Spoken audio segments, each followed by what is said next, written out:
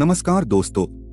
हिंदू धर्म में ब्रह्म मुहूर्त का विशेष महत्व है। ऐसा माना जाता है ब्रह्म मुहूर्त के दौरान सभी देवी देवता पृथ्वी पर भ्रमण करते हैं, इसलिए इस मुहूर्त में जागने वाले लोगों पर देवताओं की विशेष कृपा बरसती है। प्राचीन काल से ही सुबह ब्रह्म मुहूर्त में जागने का विधान है। इसके न केवल धार्मिक लाभ होते हैं बल्कि कई शारीरिक लाभ भी मिलते हैं। अब इस बात को विज्ञान ने भी स्वीकार कर लिया है कि सुबह उठने पर व्यक्ति को अपने जीवन में सकारात्मक परिणाम देखने को मिलते हैं। ब्रह्म मुहूर्त शब्द में ब्रह्मा का अर्थ है परमात्मा और मुहूर्त का अर्थ है समय, इसलिए ब्रह्मा मुहूर्त का अर्थ हुआ परमात्मा का समय। ब्रह्म मुहूर्त रात्रि प्रहर के बाद और सूर्योदय से ठीक पहले का समय होता है। शास्त्रों के अनुसार सुबह 4 बजे से सुबह 5:30 के बीच का समय ब्रह्म मुहूर्त माना जाता है। आइए जानते हैं कि सुबह ब्रह्म मुहूर्त में किन कामों को करने से व्यक्ति को सुख समृद्धि की प्राप्ति होती है। समुद्र में उठने वाली लहरों के सामने किनारे पर एक गुरु का बड़ा ही अद्भुत आश्रम था। जितना अद्भुत आश्रम था उससे कहीं ज्यादा अद्भुत वहाँ पर रहने वाले गुरु थे। उस सन्यासी ने अपना पूरा जीवन विज्ञान और अध्यात्म के नाम पर लिख दिया था। संध्या समय पास के ही गांव से कुछ युवक उस सन्यासी के उपदेश सुनने के लिए उस आश्रम में पहुँच जाते थे। एक दिन संध्या उपदेश में एक सवाल किया। उसने कहा कि गुरुदेव, मन बड़ा ही विचित्र है।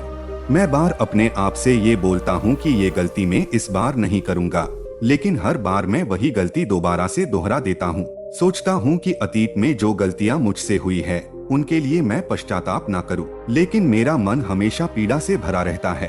आप कहते हैं कि ध्यान सब दुखों को मिटा देगा, लेकिन मैं रोज ध्यान करता हूँ लेकिन उस ध्यान का मुझे कोई फायदा नहीं मिलता। ऐसा क्यों होता है? मैं क्या करूँ? कृपया करके मेरा मार्गदर्शन करिए। सन्यासी ने सबकी समस्या हल करते हुए कहना शुरू किया। उन्होंने बताया कि शुरुआती ध्यान सबसे ज्यादा कठिन होता है, क्योंकि शुरुआत में व्यक्ति के मन को आदत नहीं होती है। वो इधर उधर भागता है, दौड़ता है, अतीत की बातों को याद करता है, लेकिन ध्यान एक जगह पर लगा नहीं पाता। प्राचीन समय में जब भी कोई शिष्य अपने गुरु के पास ध्यान सीखने के लिए आता था तो वो गुरु उस शिष्य को ब्रह्म मुहूर्त में ध्यान लगाने के लिए कहा करते थे, क्योंकि ब्रह्म मुहूर्त सृजन का समय होता है। इस समय सारी प्रकृति एक नए दिन की शुरुआत करती है। पक्षी पेड़ों पर कलरव करने लगते हैं और मुर्गे बांग देने लगते हैं। कमल खिल उठता है और पूरी प्रकृति एक सौंदर्य से भर जाती है। प्राचीन शास्त्रों के अनुसार 24 घंटों को 30 मुहूर्त में बांटा गया है, जिसमें हर एक मुहूर्त 48 मिनट का होता है। ब्रह्म मुहूर्त की शुरुआत सूर्योदय से 1 घंटा 36 मिनट पहले हो जाती है। अलग अलग ऋतुओं में सूर्योदय का समय अलग अलग होता है। इसी प्रकार ब्रह्म मुहूर्त का समय भी अलग अलग ऋतुओं के हिसाब से अलग अलग होता है। गर्मियों के दिनों में अगर सूर्य 6 बजे उदय हो रहा है तो ब्रह्म मुहूर्त की शुरुआत इससे 1 घंटा 36 मिनट पहले यानी कि 4:24 पर हो जाती है। और वहीं पर सर्दियों में सूर्य अगर 7 बजे उगता है तो ब्रह्म मुहूर्त की शुरुआत 5:24 पर होती है। आसान भाषा में अगर बात करें तो 4 बजे से 6 बजे का समय ब्रह्म मुहूर्त का ही समय होता है। ये वो समय होता है जब मंदिर के पट खुल जाते हैं। ऋषि मुनि नदियों में स्नान करने के पश्चात ध्यान साधना में लीन हो जाते हैं। यही वो समय होता है जब कमल भी खिल उठता है, मंदिर के पट खुल जाते हैं। चलिए विस्तार से समझते हैं कि इस समय हमारे शरीर में क्या बदलाव आते हैं।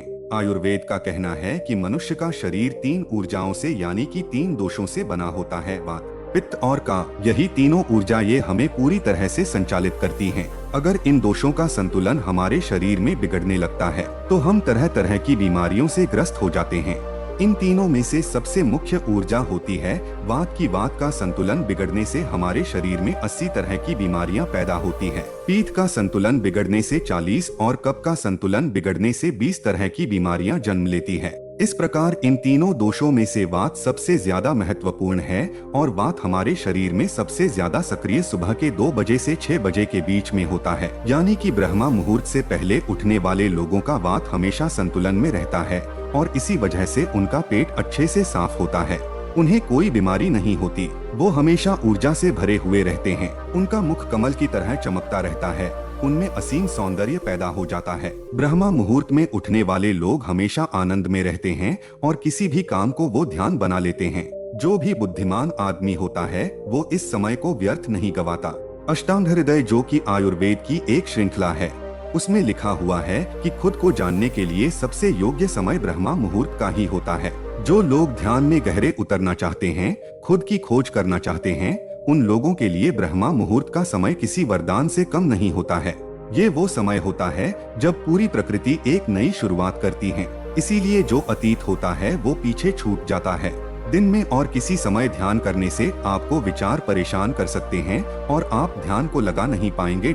लेकिन ब्रह्मा मुहूर्त में जब दिन की शुरुआत होती है तो आपका मन और मस्तिष्क पूरी तरह से खाली होता है और ध्यान में उतर पाना उतना ही आसान होता चला जाता है।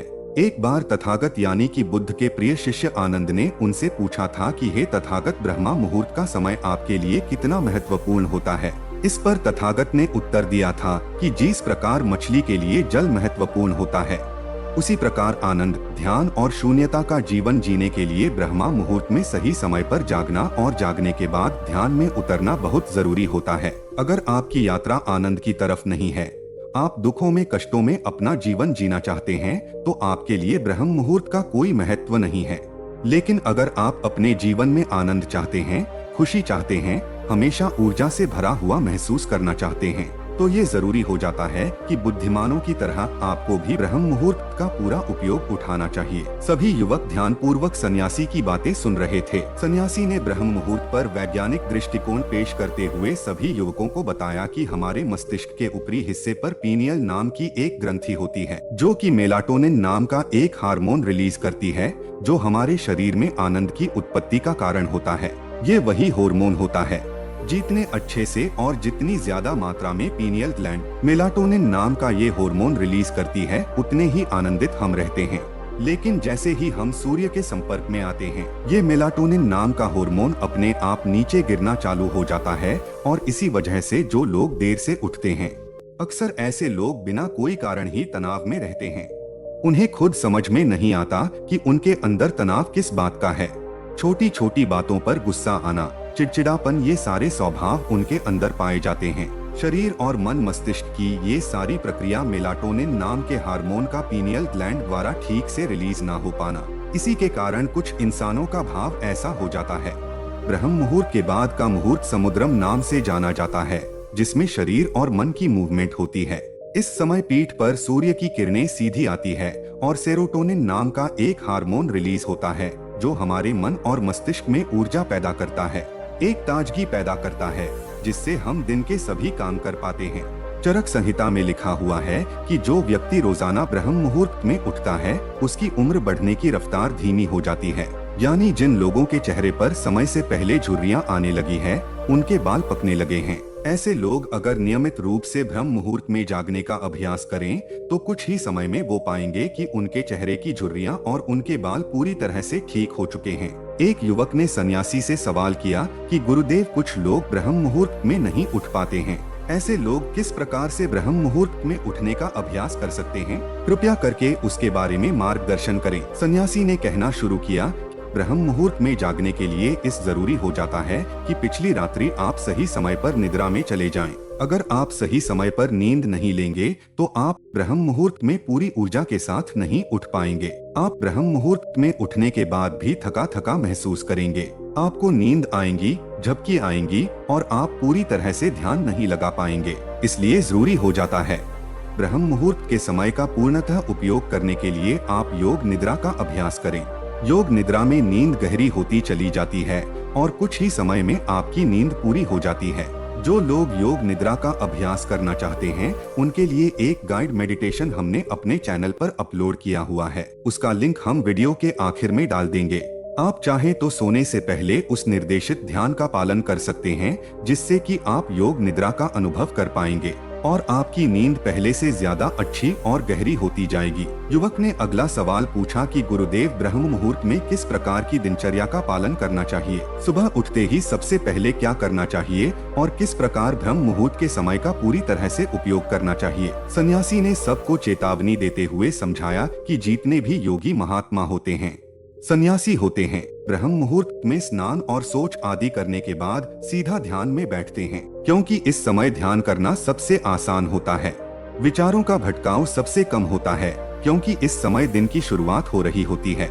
नया सृजन हो रहा होता है। इस समय पूरा वातावरण शून्यता से भरा होता है। तो इस समय 15 मिनट का किया हुआ ध्यान पूरे दिन में 2 घंटे किए हुए ध्यान के बराबर हो जाता है। आप सिर्फ 15 मिनट ध्यान करने के बाद वही अनुभव कर पाएंगे जो एक योगी, जो एक सन्यासी, जो एक महात्मा, जो एक गुरु गहरे ध्यान में जाने के बाद अनुभव करता है। तो सबसे पहले ब्रह्म मुहूर्त में उठने के बाद स्नान और सोच इत्यादि करने के बाद सीधे ध्यान में प्रवेश कर ले। कोई भी ध्यान आप कर रहे हो, किसी भी प्रकार का आप ध्यान कर रहे हो, इससे कोई मायने नहीं है। जिसका भी आप पालन करते हो उसका ब्रह्म मुहूर्त में उठते ही पालन करने का अभ्यास करें और कुछ ही समय बाद आप खुद ही ये अनुभव करेंगे कि आप कितने गहरे आनंद को प्राप्त कर चुके हैं। आप इतने गहरे ध्यान को कभी अनुभव नहीं कर पाएंगे जितना गहरा ध्यान आप ब्रह्म मुहूर्त में अनुभव कर सकते हैं।